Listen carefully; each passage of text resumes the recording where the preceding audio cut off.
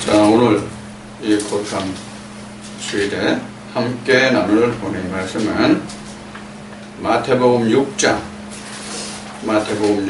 9절로부터 보겠습니다. 신약성경 8페이지입니다.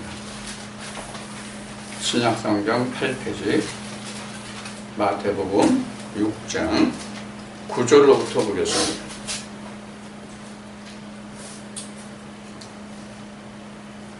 이 말씀은 다 아시는 주님이 제자들에게 가르쳐 주신 기도문인데, 오늘 6절부터 15절 말씀까지를 살펴볼 텐데 6장 9절 한 절만 공부하겠습니다. 그러므로 너희는 이렇게 기도하라. 하늘에 계신 우리 아버지여, 이름이 거룩히 여김을 받으시오며. 아멘. 오늘은 마태복음 6장 9절로부터 15절까지 말씀드린 바와 같이 주께서 제자들에게 가르쳐 주신 기도문을 통해서 우리가 함께 은혜를 나누고자 합니다. 전에도 마태복음을 하면서 주기도문을 간단히 언급하고 그냥 지나간 적이 있습니다만, 오늘 사실 주기도문은 교회 다니는 사람만 이 기도문을 아는 것이 사실 아닙니다. 이 기도문을 아는 사람들이 상당히 많습니다. 근데 이것을 어떻게 알고 있느냐가 문제예요. 오늘날 성경을 교회에 다니는 사람들만 성경을 보는 것은 아니거든요. 교회에 다니지 않는 사람들도 성경을 많이 볼 뿐만 아니라, 여러분들이 혹시 유튜브를 보고 계시니까 유튜브에서 여러분들이 보셨는지 모르겠지만은 지금 스님들도 성경에 심취해서 웬만한 교회에 신학을 한 목사님들보다 더 깊은 성경을 고찰하는 스님들이 있다는 사실을 우리는 알아야 합니다. 그러면 이와 같이 신학을 한 목사님들이나 신학을 하지 않은 스님들이 보고 전하는 성경이 과연 하나님의 뜻에 합하는 성경인가 하는 것을 우리가 생각을 해야 된단 말이에요, 교회 다니는 사람들은. 그래서 오늘 주기도문을 알아보고자 하는 거예요. 이 주기도문은 우리가 이 교회에 다니는 사람들이 하루에 아마 적어도 한 번쯤은 한다고 암송한다고, 암기해야 된다고 할 정도인 기도문이에요. 그러면 우리가 과연 주님이 제자들에게 가르쳐 주신 그 본연의 뜻을 알고 이 말씀을, 주께서 가르쳐 주신 기도의 말씀을 우리가 외우고 암송하고 있느냐 하는 거예요. 이제 오늘 주일이잖아요. 오늘 주일인데 지난 월요일 5월 25일이 여러분들이 아시는 바와 같이 석가탄일이었어요. 그날 내가 새벽에 보통 4시 반에 일어나서 옷을 차려입고 집에서 간단히 묵상한 다음에 산기도 겸 산행을 요새 자주 하고 있는데, 이곳에 와가지고 북한산 다니기가 참 편해졌어요, 많이. 그래서 자주 그러한 산행을 하게 되는데, 그날도 아침에 산행을 하면서 산행하는 과정에 올라가는 노정에 불광사라는 절이 있어요. 불광사라는 절이 있는데, 그날이 4월 초파일이니까 우리로는 크리스마스죠. 기독교인들로는 크리스마스잖아요. 그래서 지나가면서 연불을 방송으로 틀어놓은 것을 듣게 되었는데, 연불 내용이 이거예요. 불교에서는 연불이라고 하지만 우리는 뭐예요? 연불이 기도와 같단 말이에요.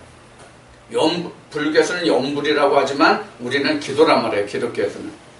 그 내용을 들어보니까 계속 반복되는 얘기인데 처음에는 그게 무슨 말인지 얼른 귀에 촉각이 잡히질 않아요. 청각이 잡히질 않아요. 촉각이 아니라 청각이 잡히질 않아요. 들리긴 들리는데 저게 무슨 말을 하는지를 잘 안 들리더라고요. 그래서 지나가면서 유심히 그 말을 들어봤더니 어떤 내용이냐면 딱 네 자예요. 딱 네 자인데 뭐냐면 석가모니불 다섯 자네. 석가모니불을 계속 반복하더라고요. 석가모니불을 계속 반복하더라고요. 그러면 거기에서 연불 하는데 석가모니불이라고 거기서 계속 나오는 것은 불교 용어로 말하면 무엇을 염원하는 것이냐면 성불, 부처가 되는 것을 염원하는 것이거든요. 그럼 우리로 말하면 기독교인으로 말하면 예수 그리스도 하고 있으면 내가 예수 그리스도가 되느냐 하는 얘기예요. 석가모니불 하고 있으면 석가모니가 되느냐 하는 얘기예요. 성불이 되느냐 하는 얘기예요. 마찬가지의 개념으로 우리가 지금 오늘 알아보고자 하는, 그래서 이 말씀으로 우리가 은혜를 나누고자 하는 주께서 제자들에게 가르쳐 주신 기도문도 마찬가지란 말이에요. 절에서 그냥 석가모니불 이걸 맨날 자기가 죽을 때까지 외쳐 부른다고 그래가지고 그게 석가모니가 되지 않는 것과 같이 우리도 주기도문을 아무리 암송을 지금 석가모니불 같이 내가 죽을 때까지 주기도문을 암송한다 할지라도 그 뜻을 알지 못하면 우리가 하나님의 뜻을 이루어 나갈 수가 없단 말이에요. 여러분들 주술은요 같은 내용을 반복해서 외우는 거거든요. 주술은요. 내가 초등학교 때 오히려 형이 하나 있는데 그 형이 가정 형편도 어렵고 자기는 공부에 소질이 없으니까 그 동생을 중학교 보내고 자기는 서당에 가겠다고 그래가지고 형이 서당에 들어갔어요. 서당에 들어갔는데 그 서당에 들어가서 몇 달이 지나니까 그 서당에서 귀신 내어 쫓는다는 어떤 문장을 해가지고 그것을 암송하고 있더라고요. 그것을 암송하면 귀신이 나갑니까? 자기 마음이 귀신인데, 이 귀신은 정체도 우리가 이제 다시 한번 살펴볼 때가 있겠지만은 바로 이러한 것과 같단 말이에요. 무슨 얘기인가 하면은 오늘날 우리가 성경을 심지어는 100독을 했네, 100독 이상을 했네 하는 사람들이 많잖아요. 그래서 성경을 줄줄이 깨는 사람들이 많다고요. 성경 아무리 줄줄이 깨도 소용이 없단 말이에요. 전에 한번 우리 작년에 여기로 오기 전에 한번 우리 어느 목사님들하고 모여서 얘기했을 때 여기 있는 어느 분의 친구분이 와가지고 그렇게 한 적이 있잖아요. 그거 다 소용없단 말이에요. 지금 주기도문과 똑같단 말이에요. 그래서 오늘 주기도문을 여러분들과 함께 확실히 다시 한번 풀어보고자 합니다. 그래서 여러분들이 이제 주기도문을 암송할지라도 암송하면서 여러분들은 그 짧은 말 속에 들어있는 하나님의 천지창조를 이해하시란 말이에요. 그리고 여러분들도 그 주기도문과 같은 천지창조에 속하는 사람들이 되어야 한다, 그런 얘기예요. 자, 그러면 먼저 지금 마태복음 6장 9절에 기록된 예수님이 너희는 이렇게 기도하라. 하늘에 계신 우리 아버지여 이름이 거룩히 여김을 받으시오며. 그러니까 이것은 이제 맨 먼저 하나님이 거룩히 여김을 받는 거예요. 기도의 시작은 하나님이 거룩히 여김을 받는 거예요. 여러분들 거룩이 뭐라고 생각하시는지 모르겠어요. 오늘 주일이잖아요. 오늘 예배에 오늘 참석했어요. 여러분들 오늘 목욕 재개하고 왔다고 한다면, 여러분들 모두가 목욕 재개하고 왔다면 그 목욕제게 한 게 거룩이 아니에요. 목욕제게를 하고 온 게 거룩이 아니라 성경에서 거룩은 하나님과 같이 됨이 거룩이에요. 그럼 하나님이 거룩해요? 안 거룩해요? 우리 하나님이 거룩하다고 말을 하거든요. 그럼 하나님이 거룩한 그 증거를 위해서 성경의 거룩한 증거를 우리가 성경에서 찾으라고 한다면 어떻게 우리가 하나님이 거룩하다는 것을 증거를 찾을 수가 있을까요? 성경에서? 우리가 성경을 논한다고 하는 것은 성경에 바탕이 되고 증거가 없으면 그 증거가 무효하거든요. 그럼 성경에서 하나님이 거룩하시던 증거가 어디 있느냐 하는 거예요. 지금 거룩하다는 것은 무엇인지 말씀드렸어요. 거룩하다는 것은 안식에 들어간 자가 거룩한 거예요. 일곱째 날의 창조를 완성한 그 자가 거룩한 자라, 그런 뜻이에요. 창세기 2장을 펴주시기 바랍니다.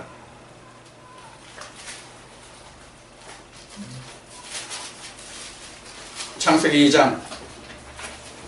창세기 2장 1절로부터 보면 하나님의 천지 창조의 대략이 이러하니라 쭉 설명해서 보면은 거기에 거룩이라는 단어가 나오는데, 거룩이라는 단어가 어디에 나오냐면 하나님이 일곱째 날에 그 하시던 일을 모두 마치게 되니 하나님이 그날을 복을 쉬고 그날을 거룩하게 하셨다는 말씀이 나와요. 있습니까? 그래서 거룩이라는 것은 일곱째 날에 이른 자가 거룩이에요. 그래서 하나님이 말씀하실 때 내가 거룩하니 너희도 거룩하라고 하는 뜻은 나는 일곱째 날에 속하여 있으니 너도 일곱째 날에 속하라, 그런 뜻이란 말이에요. 근데 우리는 창세기 1장, 2장, 1장을 끝나고 2장에 넘어가면서 창세기 1장이 마치 일곱째 날을 이룬 것으로 생각을 한단 말이에요. 일곱째 날이 아니에요. 창세기 2장에 하나님이 땅의 일곱째 날을 지으시는 거예요. 땅의 일곱째 날을 창조하시는 거예요. 창세기 2장의 시작이. 그래서 창세기 2장에 보면 경작할 자가 없잖아요. 그 경작할 자가 뭐를 경작할 자예요? 에덴을 경작할 자가 없다는 거예요. 에덴을. 이 에덴이 우리가 아는 바와 같이 이스라엘 백성들에게는 가나안 땅으로, 현재 우리에게 그 가나안이 천국으로 우리가 알려진 말씀이잖아요. 그래서 그 일곱째 날이라는 것은 에덴을 말한단 말이에요. 천국을 말한단 말이에요. 그래서 안식에 들어간 자가 바로 거룩한 자예요. 일곱째 날에 이른 자가 거룩한 날이에요. 그럼 하나님이 일곱째 날을 완성했다는 뜻이 어디 있어요? 응? 여러분들 하나님이 일곱째 날을 완성했다는 성경의 근거를 어디서 찾을 거냐고요? 일곱째 날. 자, 일곱째 날이 거룩한 날이잖아요. 일곱째 날이 거룩한 날인데 일곱째 날을 하나님이 완성하셨다는 말씀이 어디 있냐고요?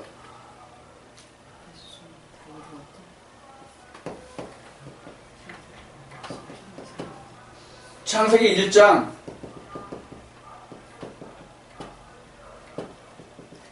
첫째 날 창조해서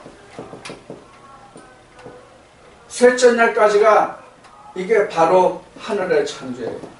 이거 창세기 할 때 했어요, 이미.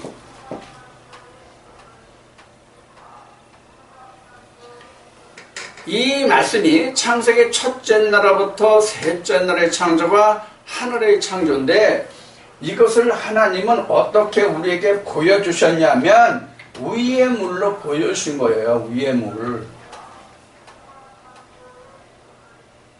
위의 물로 보여주신데, 이 위의 물이 둘째 날을 보면 궁창, 여기 아래물이죠. 둘째 날로 보면 여기 아래물이죠.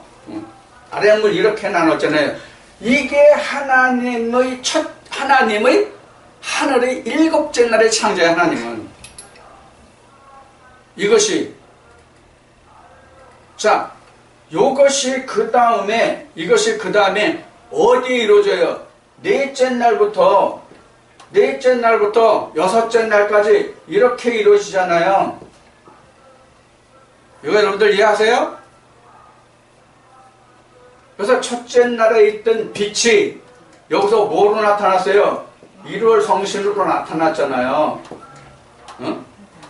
이거는 첫째 날에서부터 셋째 날은 하늘에서 이루어진 뜻이라면 넷째 날부터 여섯째 날까지는 땅에서 이루어진 일이 곧 나란 말이에요. 오늘날은 다.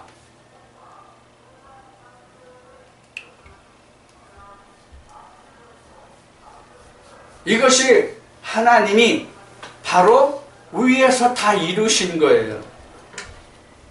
자, 지금 말씀드린 창세기 1장에서 첫째 날에서 여섯째 날까지의 창조가 지금 하나님이 일곱째 날을, 즉 위의 것을 거룩하신 자리를 들어갔다는 것을 여기서 증거하고 있어요. 이것이 구약에서 맨 먼저 증거한 일곱째 날이에요. 그런데 하나님이 전에 여러분들과 창세기를 말씀드릴 때 하나님이 일곱째 날을 실패했다는 얘기를 여러분들에게 여러 번 한 적이 있어요. 기억나는 사람 있는지 모르겠지만 일곱째 날을 실패했어 하나님. 그럼 일곱째 날을 어디에서 실패했어요? 하늘에서 실패한 게 아니라 땅에서 실패하셨단 말이에요, 하나님이. 그러니까 우리에게 성경이 증거하는 것은 오늘날 하나님의 구원이 우리에게 언약이 그 약속이 남아있다 이렇게 되는 거예요. 히브리 말씀에. 히브리 말씀에 오늘날 안식에 대해서 하나님이 딱 여호수아에게 안식을 정한 게 아니라 그날을 정하지 않았기 때문에 그냥 오늘날이라고 이렇게 표현하잖아요. 히브리 말씀에 보면은. 그래서 예수님이 이렇게 말씀하신 거예요. 무덤에 있는 자들이 내 음성을 들을 때가 오니 듣는 자는 살아나리라. 이것이 성령이 교회에 들어가시는 음성을 듣는 날이에요.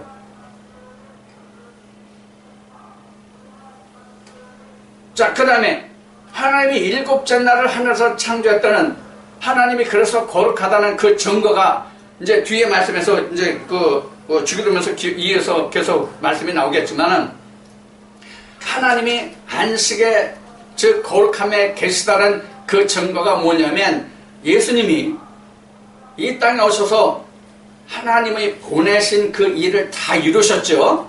하나님이 보내신 그 일을 다 이루시고 십자가에 못 박히시고 무덤에 들어가시고 부활하셨어요.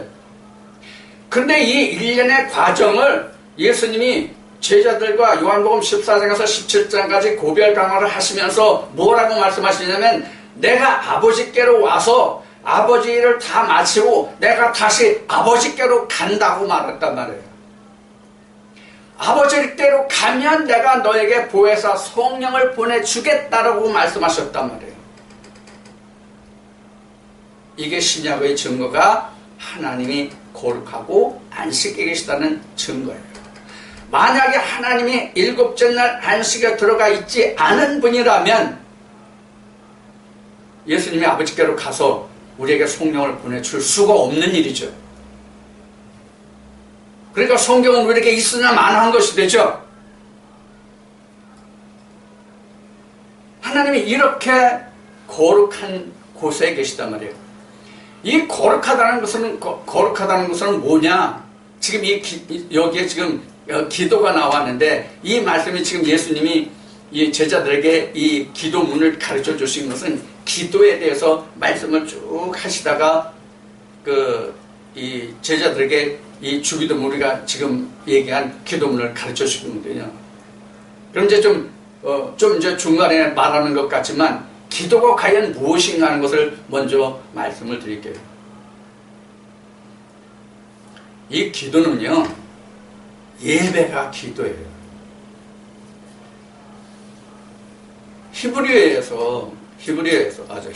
헬라어에서 기도라는 기도라는 얘기는 프로슈케 또는 프로슈쿠마 이렇게 얘기해요. 그래서 이제 프로슈쿠마의 그 교회라는 이름도 가진 그 어느 분을 우리가 알죠.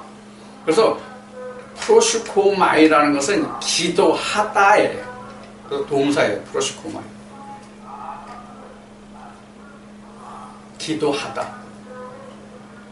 그래서 이 기도하다라는 프로시코마이라는 그 말 속에는 어떤 뜻이 또 담겨 있냐면 예배하다예요. 예배하다.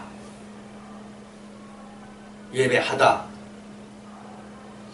그 다음에 프로시케는 기도, 명사예요. 명사, 기도. 그래서 프로시케는 명사로서 예배예요. 예배. 물론 예배라는 말이 구약에서 히브리어로 사바트라는 말이 있고 이 말을 헬라어로 음사해서 사바스라는 말이 있어요. 그러면 이 프로시코마이 또는 프로시케라는 것이 바로 뭐냐? 창세기 2장 1절부터 여러분들 그 말씀을 봤죠? 땅의 일곱째 날을 창조하는 그 과정이 프로시코마이, 프로시케예요. 이해가 됐어요? 그러니까 예배를 하면서 하나님의 음성을 듣는 게 예배요, 기도란 말이에요. 하나님, 내가 이번에 우리 아들, 딸이 대학교 검정고시를 보는데, 대학교 검정고시가 뭐야, 뭐라 그래, 예비고사인가? 아니면 우리 남편이 우리 아들이 이번에 취직시험을 보는데, 사법고시를 보는데, 행정고시를 보는데, 의무고시를 보는데 합격시키게 해 주시옵소서. 이게 기도가 아니란 말이에요.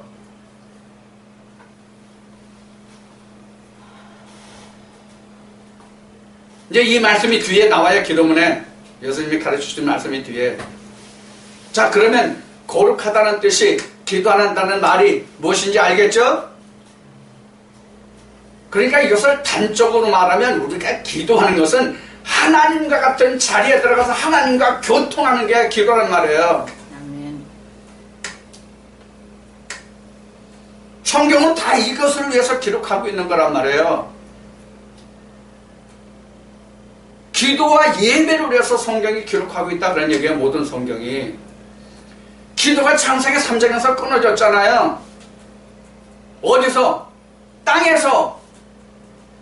땅에서 끊어졌기 때문에 하늘에서는 이루어졌지만 땅하고 하나님이 절벽이 되어 있잖아요. 끊겨져 있잖아요. 그 관계를 그 모퉁이돌을 이어주는 자로 예수 그리스도가 오셨잖아요. 그래서 예수 그리스도가 뭐예요? 기도예요. 예수 그리스도가 기도예요. 예수 그리스도가 오면 하나님과 연결되잖아요.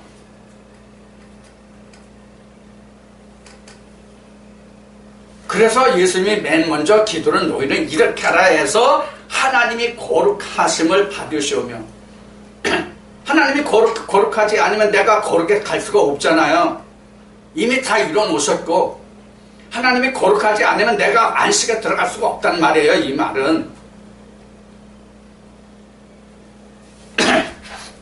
이게 지금 6장 9절에서 지금 하늘에 계신 아버지가 지금 거룩하다는 얘기예요. 여기서 여러분들에게 다시 하늘이라는 말을 다시 정리해 드릴게요. 하늘. 뭐가 하늘이냐? 뭐가 하늘이냐? 하늘. 아직까지도 우리가 하늘 하면 이 우주적인 공간, 물리적인 공간, 하늘을 생각하는 사람들이 99.9%예요. 지금 교육에 다니는 사람들이.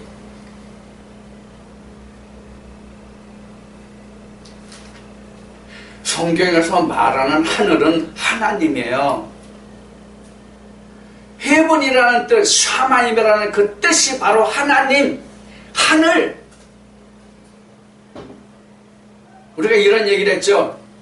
세상에서도 자기보다 월등히 지위나 사회 권세가 높으면 그 사람을 나를 향해서 표현할 때 그 사람은 하늘 같은 사람이야.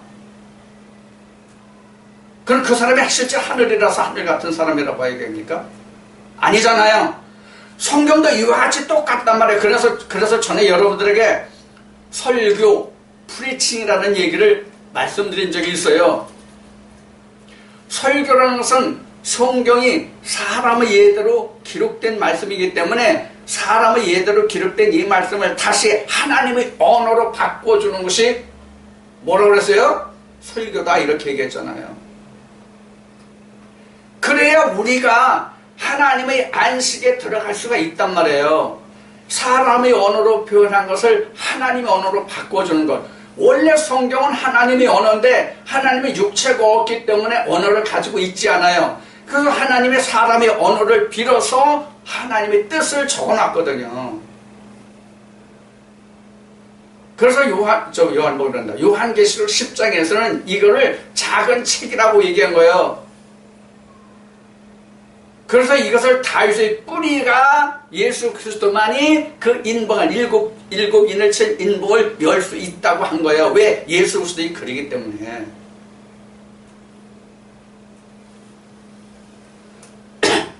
자, 그 다음에 그래서 이제 하늘인데 하늘을 설명을 제가 드렸네요.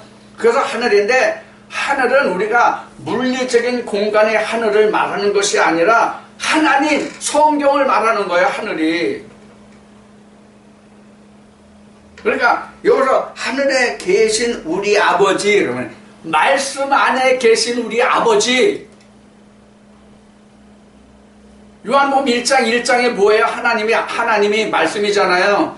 그럼 하늘이 말씀이 하나님이 하나님이라면 하나님이 말씀이라고 했으니까 말씀이 곧 하늘이잖아요. 하늘이 거룩한 말씀이 이루어진 말씀이 우리 성경에 지금 기록된 말씀이잖아요. 그러니까 하나님이 거룩하신 거예요. 우리는 이런 거예요. 예수 그리스도가 성령으로 잉태되어서 아버지께로 갔잖아요. 그러면 아버지께로 갔다는 것을 우리가 문자적으로 성경에서 성령으로 와서 아버지께로 나서 아버지께로 갔다는 얘기는 성경으로 나서 다시 성경으로 갔다는 뜻이 돼요.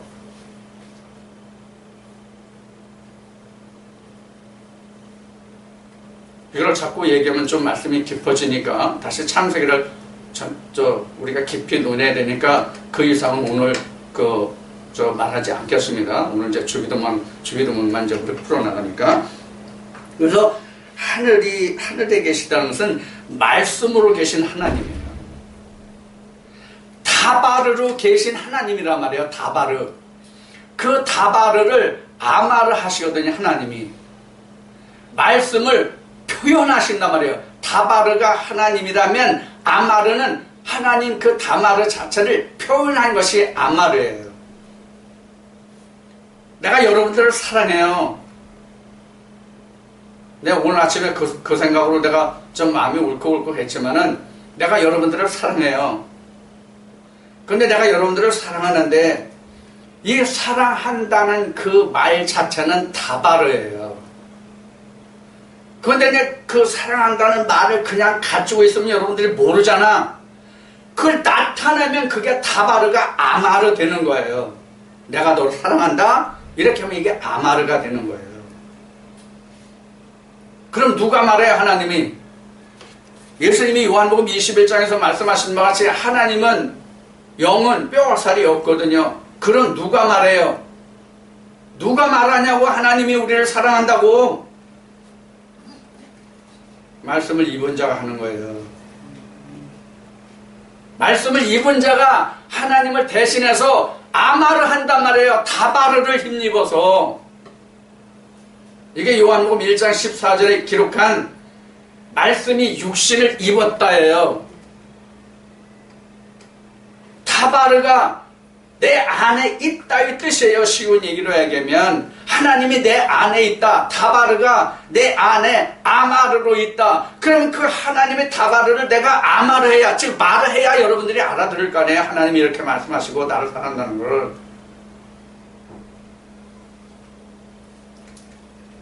그것이 바로 지금 6장 9절에 있는 하늘과 지금 거룩하다는 내용입니다. 이걸 알고 기도하란 말이에요. 6장 9절 한 절만 해도 지금 하나님의 뜻이 어떻게 되고 왜 이렇게 되는지를 알잖아요. 그럼 나는 앞에 얘기했듯이 창세기 1장에서 넷째 날부터 여섯째 날까지 안 되니까 나한테는 하늘이 이루어지지 않았잖아요. 하나님은 이렇게 이루어졌지만 나는 아직 안 이루어졌잖아요. 그러니까 내가 이렇게 되기를 기도하는 거란 말이에요. 지금 6장 9절 한 절 이렇단 말이에요. 그 다음에 이어져요. 자, 6장 10절 봅시다. 나라에 임하옵시며 뜻이 하늘에서 이룬 것 같이 땅에서도 이루어지이다. 앞에 말씀드렸어요. 창세기 3장에서 땅에서 하나님의 뜻을 이루려고 한 것이 실패됐거든요. 나를 하나님과 같이 거룩하게 하려 하시는 하나님의 뜻이 나한테 실패됐단 말이에요. 이것을 우리는 성경에서 신학적으로 말할 때 원죄라고 말하잖아요. 이 원죄도 할 말이 많지만 또 이 원죄로 들어가면 또 창세기서부터 이게 그 천지창조부터 시작해야 되는데 이게 어렵기 때문에 오늘은 이것도 빼고 지금 내가 여기에서 지금 그 10절에 나라의 임하옵시며 뜻이 하늘에서 이룬 것 같이 이 얘기는 뜻이 하늘에서 이룬 것 같이라는 얘기는 지금 9절에 표현한 하나님이 거룩하신 가치 이런 뜻이에요. 뜻이 하늘에서 이루어졌잖아요. 그러니까 하나님은 거룩하시잖아요. 그것이 나에게도 이루어지게 해달라는 얘기예요. 여기서 나라에 임하옵시며 이렇게 나왔는데 이 나라라는 얘기가 무슨 뜻이냐면 헬라어 바실레아예요. 바실레아. 헬라어 바실레아인데 이 바실레아는 그냥 나라가 아니라 하나님의 왕국, 왕권을 이야기하는 거예요. 바실레아가 세상의 이런 나라를 이야기하는 것이 아니라 하나님의 나라를 얘기한단 말이에요. 나라가 임하옵시고 누구에게? 내게. 하나님 나라가 내게 이루어지면 뭐가 되는 거예요? 나도 하나님이 우리를 이스라엘 백성을 통해서 내가 거룩하니 너희도 거룩하라는 그 뜻이 이루어지는 과정이란 말이에요. 하나님의 나라, 하나님의 왕권이 내게 오면 하나님의 왕권이 내게 오면 내가 하나님 나라가 되잖아요. 그럼 하나님 나라를 통치하시고 다스리시니까 누구란 말이에요? 주님이 하나님이시잖아요. 그럼 내가 하나님 나라가 되잖아요. 그래서 베드로는 이렇게 얘기한 거예요. 성령으로 난 자, 거듭난 자는 뭐가 됐다고 했어요? 하나님 나라의 왕 같은 제사장이다. 이렇게 됐단 말이에요. 너희가 하나님의 나라요, 왕 같은 제사장이요. 이렇게 얘기했단 말이에요. 베드로는. 실제 그렇게 된단 말이에요. 내가 나라가 된다면 하나님 나라가. 창세기 25장에 리브가가 임신을 했어요. 지금 쌍태를 임신했어요. 근데 이 쌍태가 매일 뱃속에서 발길질하고 둘이 싸워. 지금 리브가가 너무 힘들어. 하나님이 말씀하세요. 야, 두 국민이 서로 나누이리라. 큰 자는 작은 자를 섬기하리라. 이렇게 해가지고 지금 하나님 나라가 세워지겠어요? 그래서 결국은 이것이 하나님이 뭐로 일찍이 보여주셨냐면 아브라함을 통해서 아브라함 때에 하갈을 통해서 이스마엘을 낳았죠. 하나님이 하갈과 이스마엘을 내어 쫓으라고 하잖아요. 이것과 에서와 야곱이 똑같은 이야기란 말이에요.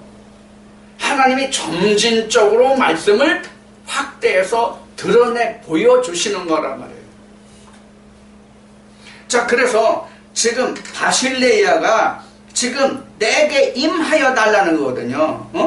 하나님 나라가 내게 임하여 달라는 거거든요. 그래서 내 땅에서 이루어지는 땅이라는 것은 이것도 물리적으로 얘기해서 우리가 사는 이 지구촌, 이 땅을 말하는 것이 아니라 땅은 창세기 2장 7절에서 바로 사람, 우리를 땅이라고 한단 말이야. 땅. 그래서 창세기 1장 1절에서도 하나님이 천지를 창조했다라고 나오는데 거기 보면 하나님의 신들과 하늘과 땅을 창조했다 이렇게 나온 말이란 말이야. 창세기 1장 1절이. 이게 바로 요한복음 14장 27절에서 14장 20절에서 삼위일체를 말하는 거예요. 이미 삼위일체가 요 창세기 1장 1절에 나와 있어요.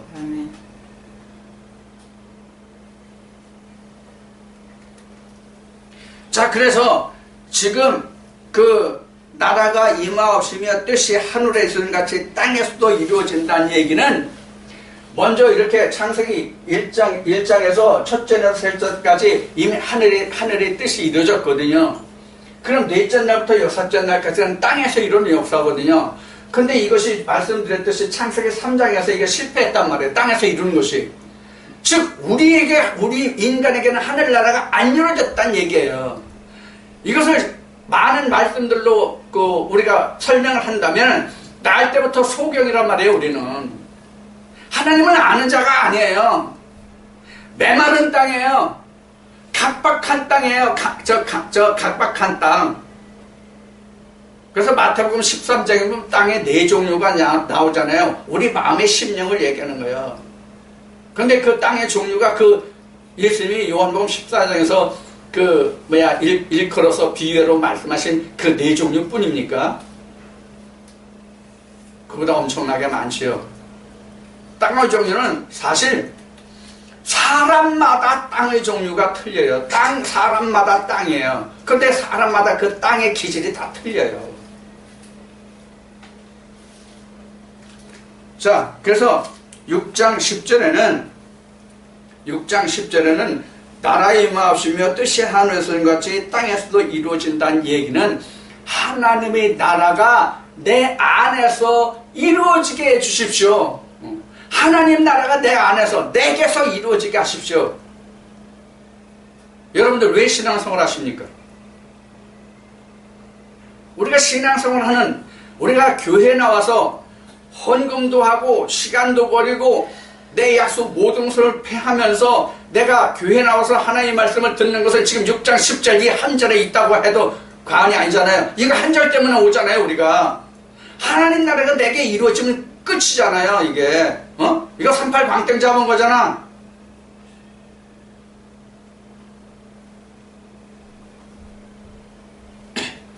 그래서 6장 10절은 바로 이제 그런 뜻이 들어있습니다. 11절 봅시다. 오늘날 우리에게 일용할 양식을 주옵시고. 이거 오늘날 교회에서 가장 문제가 있는 말이 바로 이거예요. 오늘날 일용할 양식. 오늘날 일용할 양식이라는 이 일용할 양식은 오늘 양식 아니에요. 내일 양식이에요. 헬라어에 나온 이 지금 우리에게 오늘날 우리에게 일용할 양식을 주옵시고라는 일용할 그 양식이 바로 뭐냐면 에피오시오스라고 그래가지고 오늘 내가 일용할 양식이 아니라 내일의 양식이에요. 오늘 내가 먹을 양식이 아니라 내일 양식이라고요. 여러분 오늘 먹을 양식이 아니라 내일 양식이라 하면 여러분들 생각나는 게 뭐가 있습니까? 출애굽기 16장에서 하나님이 이스라엘 백성들이 먹을 것을 걱정하고 모세를 대적하니까 하나님이 모세에게 말씀하시기를 만나를 말씀하시잖아요. 처음부터 만나라고 말씀은 안 하셨지만 후에 이스라엘 백성들이 그거를 만나라고 이름을 붙였어요. 만나라는 뜻은 이게 뭐냐는 뜻이죠. 이게 뭐냐는 뜻이에요. 우리도 오늘날 성령의 교회들에 쓰이는 말씀을 들을 때 이게 무엇이냐고 그래요. 사실은 왜 성령의 교회들에 쓰는 음성을 오늘날 들으면 왜 이게 무엇이냐고 말할까요? 지금까지 내가 접해보지 못한 것이잖아요. 내가 아무리 교회 오랜 세월 동안 다녔을지라도 성령의 교회들에 쓰는 음성을 들으면 이것이 무슨 말이냐 그러잖아요. 이게 무슨 뜻이냐? 나 이런 말 도대체 한 번도 들어본 적이 없다. 너 미친 거 아니냐? 너 미친 거 아니냐? 예수님 그래서 너는 미쳤다고 얘기하지 않았어요? 했어요. 바리새인들이. 너 귀신 들렸어 미쳤다고 얘기했어요? 안 했어요? 못 알아들으면 미친놈이 되는 거예요. 그래서 사도 바울도 내가 미쳐도 온전히 미쳤다 얘기한 거란 말이에요. 그러니까 생소한 말인 거예요. 생소한 말. 자, 그래서 이스라엘 백성들의 출애굽기 16장을 보면은 만나를 거두러 나갔는데 여섯째 날은 이틀분을 거두었어요. 여섯째 날은 이틀분을 거두었어요. 6일 동안은 여섯째 날까지는 매일 아침에 만나가 내리니까 여섯째 날 거두러 나가면 됐잖아요. 그런데 일곱째 날은 만나가 안 내리거든요. 일곱째 날은 만나가 안 내려요. 자, 일곱째 날 만나가 안 내린다는 증거가 신약에 어디에 있습니까? 구약에는 그렇게 되어 있어요.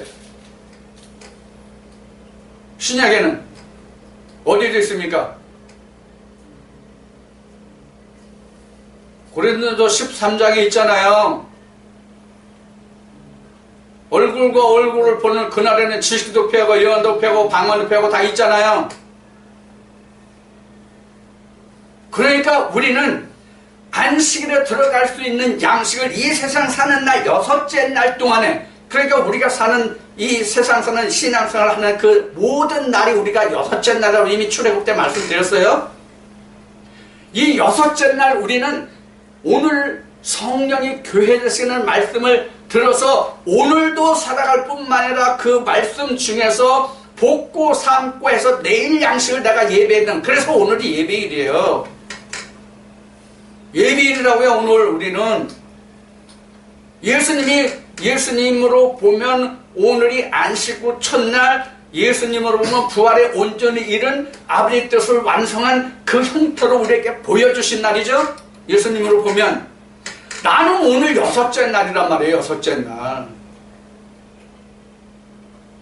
우리가 오늘날 신앙생활을 하는 모든 사람들은 오늘이 여섯째 날이라고. 그러니까 여러분들도 출애굽기 16장의 말씀과 같이 오늘 저를 통해서 여러분들이 만나를 받았으면 그 만나를 오늘도 살아갈 뿐만 아니라 여러분들이 그 중에서 내일의 말씀을 볶고 삶으라고. 그 말씀 없으면 여러분들 내일 없어. 안식 없어.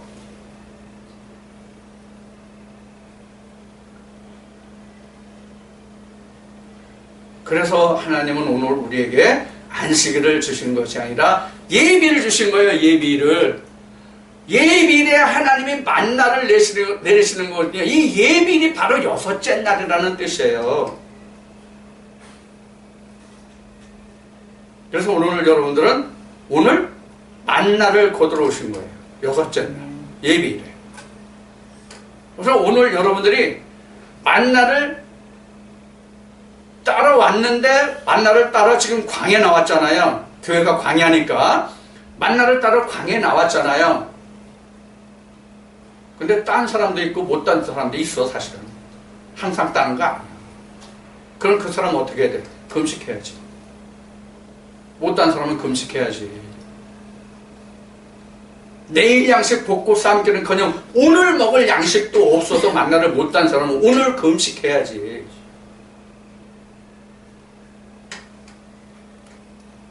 그게 바로 일용할 양식이에요. 지금 여러분들 마태복음 6장 보고 있는데 일용할 양식을 우리가 다시 한번 살펴봅시다. 자, 예수님이 마태복음 3장에서 요단강에서 세례요한에게 세례를 받아요. 그 다음에 4장에서 예수님이 40일 금식하시고 마귀에 이끌려 어디로 가요? 뭘 해요? 시험을 받아요. 그 시험을 통과해요. 그 시험을 통과하는 중에 가장 먼저 마귀들이 예수님을 시험한 게 돌로 떡이더라요. 그때 예수님이 말씀하신 게 뭐예요? 야, 사람이 입으로 들어가는 떡으로만 살 게 아니라 하나님 입에서 나오는 말씀이라 살리라 그래요. 자, 그러면 이런 1년에 예수님이 금식 후에 40일을 세례 후에 40일을 금식하시고 마귀에게 시험을 받으셨는데, 그 시험을 받으신 중에 지금 돌로 떡이 되라는 말씀을 왜 드리냐면 일용할 양식과 관계가 있기 때문에 말씀드리는 거예요. 그래서 마태복음 4장에서 이렇게 마귀의 시험이 끝나고 마태복음 5장에 이르러서 비로소 예수님이 입을 열어 말씀하시기를 뭘 말씀하시는 거예요? 천국 복음을 말씀하시잖아요. 이걸 우리는 산상수훈 이렇게 얘기하죠. 산상수훈. 지금 마태복음 6장의 산상수훈에 이어지는 말씀이란 말이에요. 마태복음 7장까지. 마태복음 5장에서 7장까지는 예수님이 오셔서 처음 입을 열어 천국을 말씀하신 것이라면, 요한복음 14장에서 17장까지는 예수님이 그 일을 마치시고 자기가 십자가에 죽을 줄을 아시고 날이 이른 줄을 아시고 때가 이른 줄을 아시고 제자들에게 만찬을 베푸시고 이러이러한 일이 내가 죽고 나면 있을 것이라는 것을 말씀하시면서 내가 너에게 지금 이런 말을 하는 것은 내가 너에게 한 말이 너 후일에 너희가 내가 누구인지를 알게 하고 기억나게 하고 생각나게 한다. 그것을 역사할 자가 바로 성령이다. 그 말씀을 하신 거란 말이에요. 그러면 지금 예수님이 이 일용할 양식을 바로 그러한 배경과 과정을 거쳐서 일용할 양식을 말씀하셨는데 그 일용할 양식은 지금 말씀드린 바와 같이 오늘 양식이 아니라 내일 양식이에요. 내일 양식이라는 것은 오늘 우리로 말하면 천국의 양식이란 말이에요. 이스라엘 백성들은 일곱째 날 양식이었으니까 우리는 일곱째 날이 안식이잖아요. 그러면 지금 그런 배경에서 지금 예수님이 일용할 양식을 지금 말씀하셨는데 지금 마태복음 그 6장 어디서부터 보냐면 31절부터 봅시다. 마태복음 6장 31절부터 보자고요. 제가 빨리 읽어가면서 설명을 드리겠습니다. 시간이 많이 갔으니까. 그러므로 염려하여 이르기를 무엇을 먹을까 무엇을 마실까 무엇을 입을까 하지 말라. 이는 다 이방인들이 구하는 것이라. 너희 천국께서는 이 모든 것이 너에게 있어야 할 줄을 아시느니라. 너희는 먼저 그의 나라와 의를 구하라. 그리하면 이 모든 것을 너에게 더하시리라. 그러므로 내일 일을 위하여 염려하지 말라. 내일 일은 내일을 염려할 것이요 한날 괴로움은 그날의 족하니라. 자, 이것은 지금 주의 백성들이 구할 것이라고 했어요? 이방인들이 구하는 것이라고 했어요? 이방인이 구하는 것이라고 했어요. 무엇을 먹고 입고 마실까 쓸 때. 그 앞에는 새들도 하늘에 나는 새들도 길쌈하지 않는다. 창고 없다. 그리고 하나님이 먹고 입히신다. 들에 있는 백합화를 보라. 솔로몬의 입은 그 연금보다 더 낫다. 백합화가. 이것은 뭘 얘기냐면 들에 나는 새나 이 백합화는 실제 백합화나 새를 말하는 것이 아니라 하루하루 살아가는 인생을 살아가는 우리 인생들을 일컬어서 말씀하시는 것이거든요. 왜 너희는 그렇게 먹고 입고 쓸 것을 염려하고 근심하느냐 그런 얘기예요. 오늘 주일이죠? 오늘 주일이니까 새벽 예배가 없는 교회도 많이 있어요. 대체적으로 월요일부터 금요일까지 새벽 예배가 많고 일요일날, 주일날 새벽 예배가 있는 데도 있고요. 그러면 우리가 새벽 예배에 나가건 주일 예배에 나가건 수요일날 3일 예배에 나가건 그들의 기도를 잘 들어보라고요. 우리는요 이런 게 있어요. 뭐가 있냐면 내가 기도할 때에 그 기도가 내가 하나님께 무엇을 구하는지 모르고 입에서만 따다다다다다 얘기하는 사람들이 많아요. 내가 하나님께 뭘 구하는지 몰라. 입에서만 구하기 때문에. 자기 입에서 구하는 것을 그것을 자기 귀로 들어서 신비에서 그 말이 내가 하나님께 무엇을 구했는지를 내가 신비에 심어둬야 돼요. 그래야 내가 하나님께 잘못 구한 것을 고칠 수 있단 말이에요. 그렇지 않고 우리는 그냥 습관적으로 주기도문 습관적으로 한다는 얘기를 했지만 그래서 주기도문 끝나면 언제 내가 어떤 말을 해서 어떻게 끝났는지를 사실 몰라. 지금 내가 이 말을 하는 것은 여러분들 지금 사람들이 그렇다기보다는 내가 지난날 그랬던 것을 얘기하는 부분도 있어요. 기도문을 그렇게 해도 내가 기도문이 뭐지?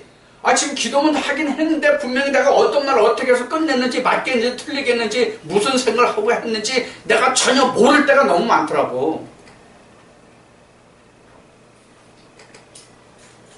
그래서 자기가 기도하면서 들어보라는 얘기를 여러분들에게 무수히 많이 했는데 이것은 내가 겪어본 말을 여러분들에게 말하는 거예요. 그래서 여러분들 지금도 기도할 때는 그냥 내가 기도했다고만 생각하고 그냥 끝나지 마세요. 이런 습관을 들으라는 얘기예요. 어떤 습관? 자기가 기도하는 것을 들으라는 얘기예요. 귀로 듣지 말고 마음으로. 그래야 내가 기도를 고쳐갈 수 있어요. 어떻게? 하나님의 뜻을 향한. 이게 원래 기도라는 말이 프로라는 말이 앞에 들어갔잖아요. 프로라는 말이. 프로시코마이로 프로라는 말이 들어갔잖아요. 프로라는 말이. 이 프로라는 말이 어떤 뜻이냐면 미리 무엇을 향하여라는 말이 프로라는 말이라고요.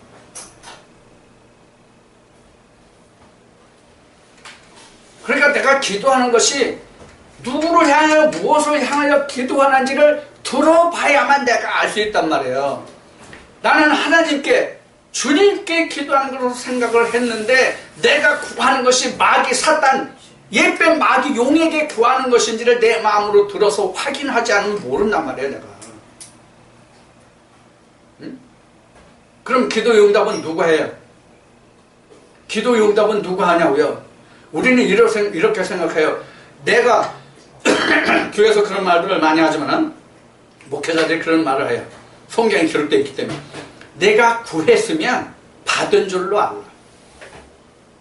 자, 구해서 받았다고 합시다.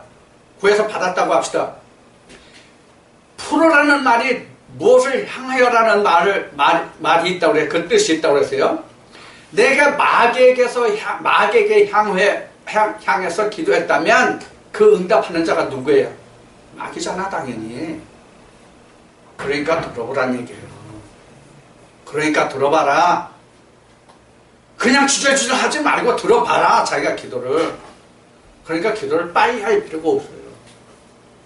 빨리 할 필요가 없다고. 자기가 생각하면서 묵상하면서 내가 하나님께 마땅히 구해야 할 바가 무엇인지를 묵상하면서 마음에서 나오는 것을 기도하라고요. 입술로 나오는 것을 기도하지 말고요. 그래서 야고보서에 이런 말씀 있잖아요. 한관에서 어째 단물과 쓴물이 나올 수 있느냐. 기도도 마찬가지예요. 기도도 어떻게 내가 하나님께 구하는 것과 마귀 사단에게 구하는 것과 내가 한 입에서 나올 수 있냔 말이에요.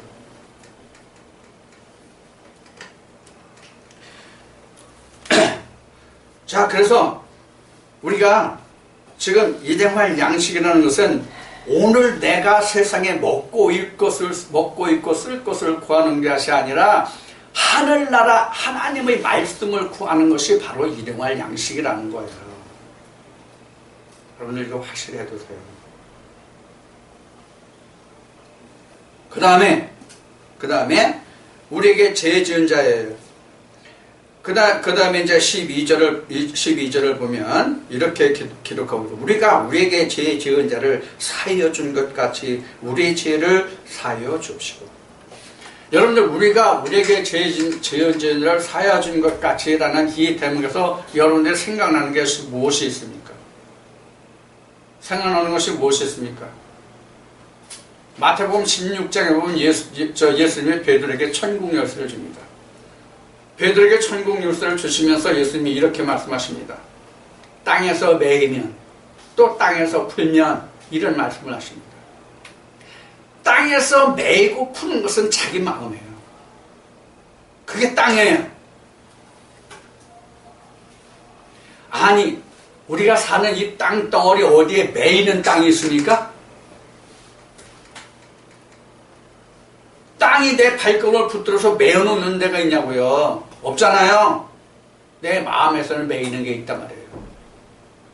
부부지간에, 형제지간에, 친구간에, 직장 동료간에 매이는 것이 누구 마음에 매여? 내 마음에 매이는 거예요. 내 마음에 매이면 상대방에서 풀어져도 나는 그를 용납할 수 없고 내가 그 속에 들어갈 수가 없어요. 하늘의 뜻도 그렇다는 거예요. 이게 천국의 도리예요. 그래서 용서라고 하는 것은 죄를 사하여 준다는 것은 사실 어떤 뜻이 있냐면 영과 육의 관계예요. 그것이 내 마음에서 풀리지 않으면 이스라엘 백성들의 출애굽의 여정으로 보면 뭐와 같으냐면 여리고 성이 그대로 있는 것이란 말이야. 함락되지 않고.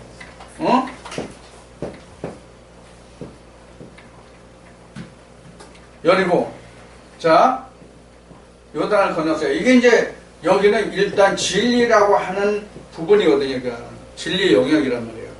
진리 영역이라도 지금 이게 지금 마음인데 이게 마음의 벽이란 말이에요. 이게 마음의 벽이 무너지지 않으면 내가 무엇을 할 수 없어요? 가나안 정복이 안 된단 말이에요. 이게 그러니까 죄를 용서란 얘기예요. 그래서 베드로는 이렇게 말한단 말이에요. 주님, 내가 형제가 잘못하면 7번 용서해주면 되겠습니까?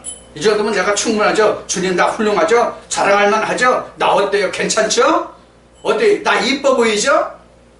뭐 이런 뜻으로 말을 했을 것 같아요. 짐작을 그때 상황을 미뤄보면. 베드로가 좀 다혈질이고 나서기를 좋아하니까.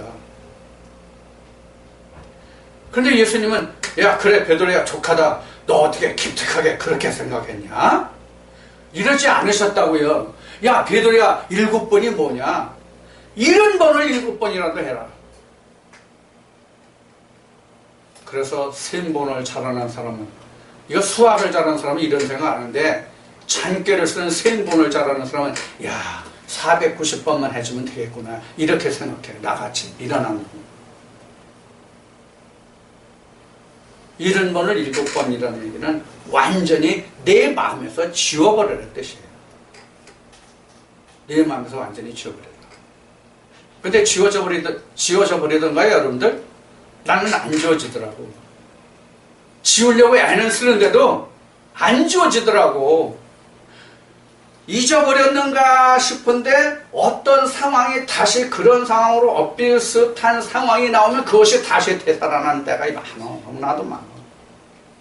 아마 여러분들은 하나도 안 그럴 거야. 여러분들은 그리스도의 성경을 다 온전히 닮은 사람들이라서. 근데 나는 아직까지 못 닮아가지고 그런데도 앞에 서서 여러분들에게 말씀을 전하니 내가 앞뒤가 얼마나 틀린 사람이야? 이런 걸 보고 세상에서는 모순이라고 하는데 나는 모순 덩어리야. 그래도 하나님 내게 말씀을 주셨기 때문에 내가 여러분들에게 이 말씀을 안 전할 수가 없어요. 그럴 뿐이에요. 여러분들이 나를 좀 용서하세요. 이해하세요. 인간 이태수는 모순 덩어리예요. 말씀만 모순이 없을 뿐이에요. 말씀만. 그래서 예수님이 이렇게 말씀하시는 거예요. 야 너희들 야 나로 인해서 실족하지 않으면 복이 있다. 아니 예수님 같은 그런 분도 그 겉모습을 보고 실족하는 사람들이 많았어요? 아니면 구원을 받는 사람들이 많았어요? 실족하는 사람들이 99.9%였잖아. 하물며 사람인 주의 종은 어떻겠어요? 그 중에서 더 못난 나는 어떻겠냐고요. 이것이 용서에 관한 문제예요. 이것이. 여러분들 내가 여러분들에게 서운하게 아니면 잘못하는 거 아마 말로 표현한다면 어린애들 말로 표현한다면 아마 하늘 땅땅땅땅 만큼일 거야 아마.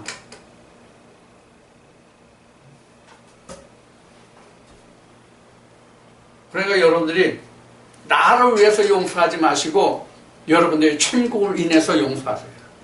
제가 잘못한 건 많으니까. 그냥 하는 말 아니에요 사실은 이게. 하나님 앞에 내가 무슨 덩어리인 거 내가 알아요. 그래서 말씀드립니다.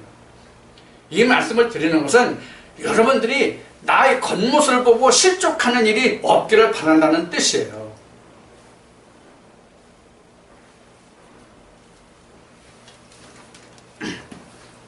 나는 흔히 세상 말로 표현해서 저 사람은 복 없이도 살 사람이야. 저 사람은 사람이 어찌나 인자하고 유한지 저 사람은 부처님 가운데 토막 같아. 이런 사람이 나는 아니거든요. 이것이 바로 용서에 관한 문제입니다. 그 다음에 이제 13절에 우리를 시험에 들게 하지 마옵시고 다만 악에서 구원하옵소서. 이 시험이라는 말은 성경에 많이 나옵니다. 그런데 이 시험은 바로 뭐냐면 욕심입니다. 욕심과 탐심입니다. 이게 악입니다. 그래서 성경에는 이런 말씀도 있습니다. 돈을 사랑하는 것이 일만 악 중의 악이다. 돈을 사랑하는 것이 일만 악 중의 악이다. 그래서 심지어는 탐심이 우상숭배라는 말까지 있습니다. 야고보서는 그래서 욕심이 잉태한즉 죄를 낳고 죄를 낳고 죄가 장수한즉 사망을 낳느니라 이렇게 되어 있습니다. 악이라는 게 말이죠. 지금 악이라는 것을 우리가 세상의 것을 지금 이야기하고 있는데, 사실 우리가 하나님 안에서 실족하는 것은 바로 무엇을 인해서 실족하냐면 하나님의 것을 인해서 실족하는 것이 아니라 세상의 욕심과 세상의 것 때문에 내가 세상에서 하나님의 말씀을 바로 서지 못하고 실족하는 것입니다. 그래서 요한계시록에는 붉은 용이 나와요. 붉은 용. 요한계시록은 붉은 용이 나오는데, 요한계시록 10장에서 이제 사도 요한이 천사의 손에 있는 작은 책을 받아먹고 나라와 방언들과 많은 백성들에게 이 말을 너는 예언하라고 그러거든요. 그 많은 나라와 백성과 그 방언들이 바로 뭐냐면 바벨론이에요. 옛뱀 용을 얘기하거든요. 근데 그 용이 입은 옷이 뭐냐면 붉은 용이에요. 붉은 용. 이 붉다는 뜻이 말이죠. 여러분들 어디에서 어떤 말씀을 성경에서 여러분들이 상고하실지 모르겠지만, 예수님이 십자가에 달렸을 때 예수님에게 유대인들이 입히신 것이 뭐예요? 홍포예요. 홍포. 이 홍포라는 것이 바로, 이 붉은 옷이라는 게 바로 뭐냐면 세상의 물질주의 사상을 얘기하는 것이거든요. 그래서 스가랴 6장과 요한계시록 6장의 말들의 네 종류, 이것을 네 바람이라고 그러는데, 다니엘과 요한계시록은 네 바람이라고 그러는데, 이 바람 중에 바로 청홍색 말, 붉은색 말이 나오는데, 이게 바로 세상의 물질을 주장하는 하나님의 복음을 물질로, 세상의 복으로 말하는 사람들이 옛뱀이요 마귀요 붉은 용이에요. 그래서 여기서 지금 악에서 건져달라는 얘기는 바로 뭐냐면, 이 세상의 물질의 사상에서 나를 건져달라는 얘기예요. 이스라엘 백성들이 멸망해 하나님의 진노를 받은 궁극적인 원인이 뭐예요? 하나님의 계명을 사람의 계명으로 세상의 물질의 축복으로 바꿔 먹었기 때문에 그들이 하나님께 멸망을 받은 것이거든요. 가장 대표적인 것이 유다와 예루살렘이잖아요. 왜 가장 대표적이라고 얘기하냐면 하나님의 법궤가 있는 유다와 예루살렘에서조차도 그래왔기 때문에. 소돔과 고모라 성 때는 여러분들에게 말씀을 드렸죠. 소돔과 고모라 성 때에는 의인 10명이 없어서 소돔과 고모라가 멸망했죠. 소돔과 고모라 성. 그런데 유다와 예루살렘이 멸망할 때는 의인 10명은커녕 하나님의 의를 찾는 사람 단 한 명이 없어서 멸망했어요. 여러분들 오늘 가시면 예레미야 5장, 6장 이렇게 읽어보세요. 그 말씀 나와요. 의인 한 명이 아니라 하나님의 진리 말씀을 찾는 사람 단 한 사람도 없었어. 오늘날이 이렇단 말이에요. 오늘날이. 그래서 여러분들에게 주기도문을 지금 강조해서 말씀드리는 거예요. 하나님 나라가 내게 임하기를 좀 기다리라고요. 내가 이 세상에 먹고 살고 하는 것이 아니니까. 성경의 말씀에 기록된 바 같이 하나님 나라는 먹고 있고 마시는 것에 있지 않다고 말하고 가르치면서 기도할 때 봐요. 헌금 기도할 때 보라고요. 뭘 기도하나?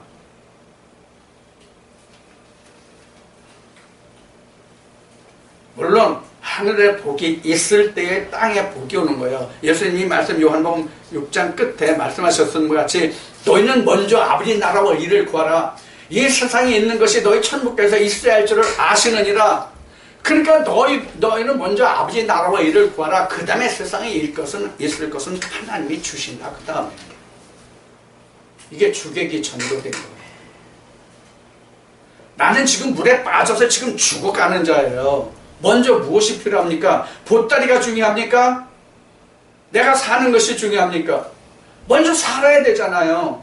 근데 내가 살 궁리는 안 하고 보따리 먼저 내놓으러 간단 말이에요, 지금.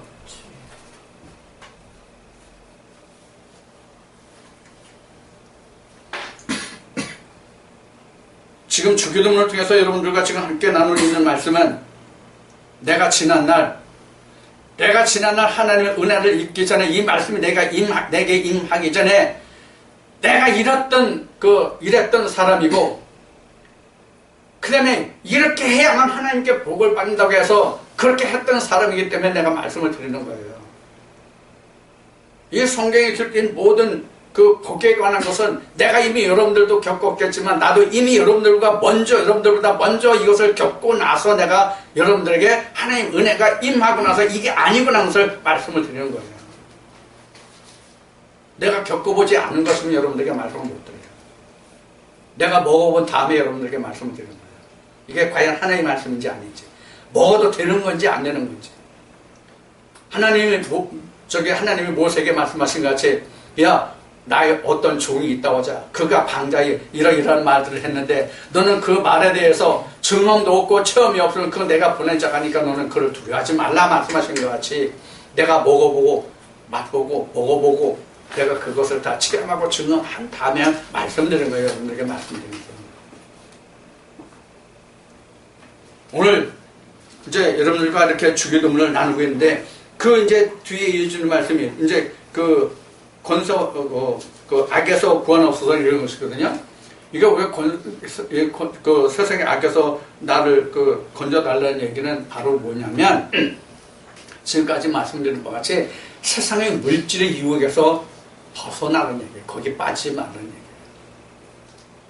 그럼 하나님의 은혜에서 떠나니까. 그래서 이스라엘 멸망과 유다의 멸망을 말씀드린 거예요. 그 다음에 이제 그 14절로 가면은 너희가 사람을 과실을 용서하면 이렇게 되어 있는데, 거기 그 13절에 가로된 부분이 있잖아요. 가로. 13절에 가로에 나라와 권사와 영광의 아버지께 영원히 있사옵나이다. 이것은 헬라어 원본에는 없습니다. 헬라어 원본에는 없어요. 그럼 어디에 있느냐? KJV 성경에 있습니다. 1600년대에 기록된 KJV 성경 안에는 이 말씀이 들었습니다. 나라와 영광의 아버지께 영원히 있다는 말씀이 KJV에는 들었습니다. 그러나 헬라어 원본에는 어느 저것들을 찾아봐도 내가 찾아본 범주 내에서는 이 말이 없습니다. 나라와 권세 영광의 아버지께 영원히 있다는 이 말은 헬라어 원본에는 없습니다. 그 말을 참고하시고요. 그래서 지금 여기서 13절에서 나라와 권사와 영광의 아버지께 영원히 있다고 한 것은 뭐냐면, 그 10절에 아니라 9절에 하나님이 거룩했죠. 그 다음에 11절에 내가 그 하나님 나라가 이루어졌죠. 그러면 이 이루어진 모든 것들이 어디에 속해요? 지금 13절 가로 안에 있는 말씀에 속해요. 그러니까 완전히 이루어지면 모든 것이 아버지께 속해요. 내가 아버지께 속한다는 뜻이에요. 내가 아버지께 속한 거예요. 그렇지 않은 사람은 아버지께 속한 자가 아니에요. 그러니까 지금 13절 가로에 나라와 권사와 영광의 아버지께 영원히 있다는 것은 내가 아버지께 영원히 있다 이 말과 같고, 내가 아버지의 뜻을 이루었다는 말과 같고, 내가 아버지같이 거룩함에 이르렀다는 말과 같고, 따라서 나는 안식에 있고 아버지와 함께 예배하는 자가 된다. 그런 뜻이 여기에 들어있어요. 그러면 15절은 너희가 사람의 과실을 용서하지 않으면, 이것은 13절에 기록된 지금 용서에 관한 것입니다. 그래서 우리가 먼저 사람에 관한 것을 먼저 용서합니다. 우리가 성경에서 그 가장 큰 용서를 보면은 무엇이 있느냐면, 예수님이 현장에서 가늠한 여인을 유대인들이 바리새인들이 와서 송사했잖아요. 근데 그 모세 율법으로 하면 어떻게 해야 돼요? 죽여야 되잖아요. 모세 율법으로는 가늠한 자는 그 돌로 맞아 죽게 돼 있거든요. 근데 예수님이 죽이는 자예요, 살리는 자예요? 살리는 자거든요. 그래서 심판한 것이 뭐예요? 죄 없는 자부터 돌을 던지는 거예요. 죄가 없는 자라고 하는 것은 뭘 얘기냐면 우린 누구든지 처음부터 죄를 가지고 있는 자예요. 죄 없는 자 있어요? 우리가 처음부터 죄를 가지고 있다는 뜻은 뭐예요? 처음부터 죄를 가지고 있다는 뜻은 뭐예요? 하나님을 모르는 자라는 뜻이에요. 하나님을 모르는 자거든요. 하나님을 모르기 때문에 간음하는 거예요. 하나님을 알면 간음 안 해요. 로마서 7장에 나와 있는 말씀과 같이 본 남편이 죽은 것을 알면, 즉 율법이 죽은 법인 줄을 알면 내가 그 죽은 남편한테 복종하지 않는다고요. 예수 그리스도께 가지. 당신은 실제로 그 육체적인 그 간음을 한 여자였겠지만은 예수님이 그로써 우리에게 보여주신 것은 땅에 기록한 거예요. 그 답이 땅에 기록한 것. 육신으로 간음하고 한 것은 땅의 법이 기록한 거지 성경에서는 그걸 죄로 여기지 않는단 말이에요. 그 답을 말씀드리면 여러분들 이스라엘 백성들이 출애굽할 때에 여리고성에 살고 있던 여자가 누구예요? 라합이죠. 라합의 직업이 뭐예요? 라합의 직업이 뭐냐고요? 몸 파는 여자잖아요. 몸 파는 여자가 하나님 나라의 유업을 받을 수 있어요?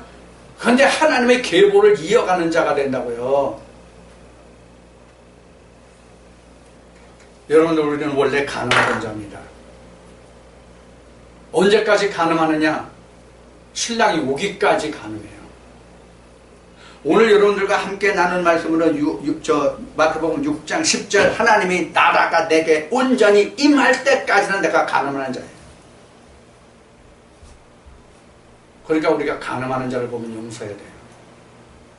아직 예수가 없으니까 가늠하는 거예요. 본 남편이 누군지를 알면 본 남편을 떠나지 못해요. 물론 세상적으로는 본 남편에 만족하지 못해가지고 돈도 적게 벌어다 줘, 가정도 제대로 안 돌봐, 무엇도 안 하니까 이 여자가 다른 애간 남자를 찾아갈 수 있어요. 이건 세상적으로는. 하나님 안에서는 절대로 예수 그리스도 안에 들어오면 절대로 범죄하지 않습니다. 가늠하지 않습니다. 그래서 로마서 8장 2절에서는 예수 그리스도 안에 들어오면 절대로 정죄함이 없다. 그래서 생명의 속량의 법이라는 말씀이 나옵니다. 이것이 바로 마태복음 6장 10절에 하나님 나라가 내게 이루어지면 내가 하나님같이 되매. 그래서 거듭난 자는 하나님과 함께한 자는 죄를 짓지 않는다는 말씀이 오늘입니다.